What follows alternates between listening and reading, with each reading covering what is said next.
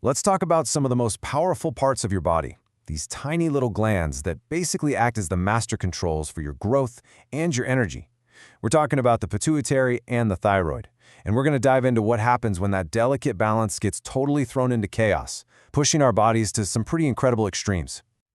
So that's the big question, right? What actually happens when these master controls get their signals crossed? Well, the results can be really dramatic, pushing your body to complete opposite ends of the spectrum. We're going to explore what it looks like when things go way too high and when they fall way, way too low. But hey, before we can really get into the problems, we first have to understand how this system is supposed to work. So let's start with the body's control panel and just trace that normal endocrine chain of command. Okay, so sitting right at the top of this whole hierarchy is the pituitary gland. You'll often hear it called the master gland, and for good reason. It's in charge of pumping out some supercritical hormones, including human growth hormone, or HGH. You can think of HGH as the master blueprint for our body's growth and development.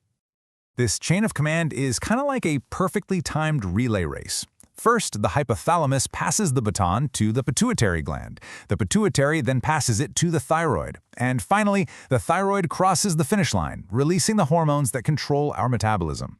When it all works right, it's just this perfect, beautiful cascade. So what happens when the master gland itself starts to malfunction? Well, that brings us to our first set of disorders, and it's all about growth getting pushed to one of two extremes, way too much or way too little. And really, it all boils down to two opposite conditions. On one side, you have hypopituitarism. Just think hypo for low levels of growth hormone. And on the other side, you've got hyperpituitarism. And you guessed it, hyper means high levels. So let's start with the low side. Hypopituitarism is all about not having enough growth hormone. And the result, as you can probably guess, is that the body just doesn't grow the way it should. The single biggest sign is short stature, and patients often appear unusually small and frail. Now, let's flip over to the high side.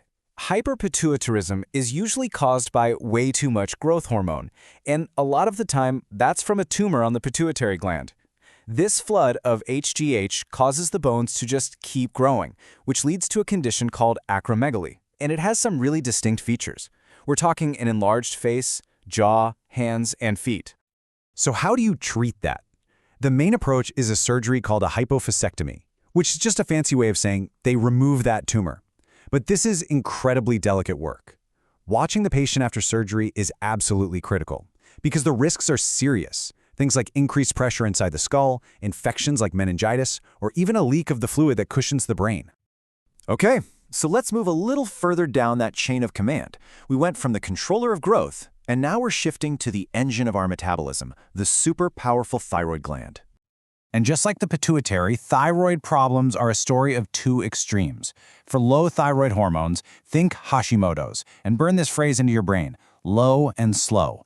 For high thyroid hormones, think Graves' disease. And remember this little trick, Graves equals gains high. Seriously, these mnemonics will save you. They're a great way to keep it all straight. All right, let's break down hyperthyroidism. This is the high and hot state, where everything, and I mean everything, is in overdrive. The key signs are unforgettable. You've got grape eye, which is the clinical term for bulging eyes. You have golf balls in the throat, which is a goiter, or a big, swollen thyroid. All the vitals are high. The metabolism is burning so fast that people often lose weight, even though they're eating all the time. Now let's flip it. The complete opposite is hypothyroidism, the low and slow state. Here, every single system in the body is just winding down. You've got low energy, just constant fatigue, the metabolism and digestion slow to a crawl, leading to weight gain and constipation. Even mood can plummet, leading to depression. It's a total systemic slowdown. You know, a lot of the time, these conditions are manageable. But what happens when they just spiral completely out of control? That's when we enter the really dangerous territory of life-threatening emergencies. And on the high side, this is where things get really scary. When hyperthyroidism gets pushed to the absolute extreme, it can trigger something called a thyroid storm. And trust me, it's as bad as it sounds. This is a full-blown medical emergency where the body's systems are running so fast and so hot that they can actually start to fail. And you can see here just how different these two emergencies are.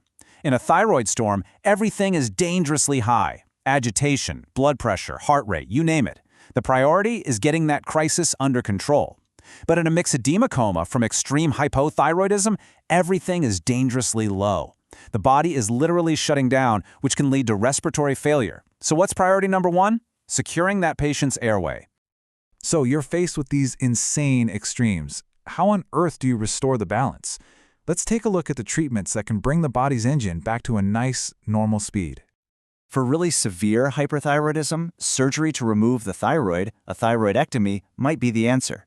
And after that surgery, post-op care is everything. A super simple way to remember the priorities is ABCC. A is for airway, B is for breathing, C is for circulation, and that last C, that's for calcium, because the surgery can sometimes mess with calcium levels. Now for the meds. We've got a few key players here. There's PTU, think puts thyroid underground because it slows down hormone production. There's SSKI, which shrinks the thyroid, and it's often used right before surgery. And of course, beta blockers. They help manage the symptoms by lowering that dangerously high heart rate and blood pressure. And what about hypothyroidism? The go-to treatment is a hormone replacement called levothyroxine. And the LEVO rule is a fantastic way to remember how to take it. L, it's lifelong. E, you take it early in the morning on an empty stomach. V, you need to report any very hyper symptoms, because that could mean the dose is too high. And O, the baby is fine. It's totally safe during pregnancy. All this med does is replace what the body is missing. Simple as that. Which kind of brings us to a final thought. We've gone through all the clinical highs and lows, the emergencies, the treatments. But think about it. If these tiny little glands are basically our body's software, running everything from our energy to our growth, how does that hormonal code influence who we are? You know, our mood, our focus, our entire experience of the world every single day. It's a pretty fascinating question to think about. Thanks for tuning in.